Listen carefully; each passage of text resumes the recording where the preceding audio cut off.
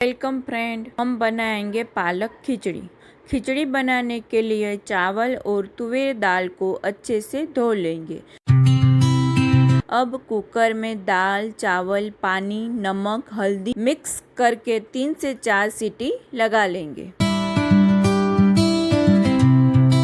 पानी गर्म हो गया है, उसमें पालक और धनिया डाल के 2 से 3 मिनट तक पका लेंगे।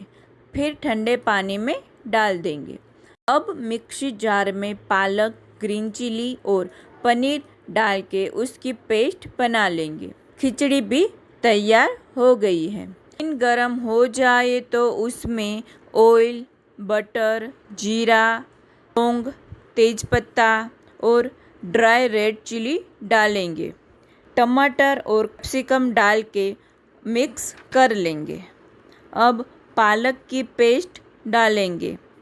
धनिया जीरा पाउडर, हल्दी पाउडर, रेड चिली पाउडर, नमक और गरम मसाला डालेंगे।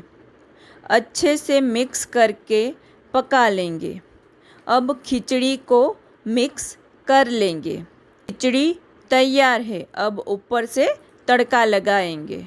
तड़का लगाने के लिए तड़का पैन में ऑयल, जीरा, हींग, ड्राई रेड चिली और रेड चिली पाउडर डालेंगे। अब तड़के को खिचड़ी में डाल के अच्छे से मिक्स कर लेंगे। तो तैयार है झटपट बनने वाली हेल्दी पालक खिचड़ी। एक बार ज़रूर ट्राई करना।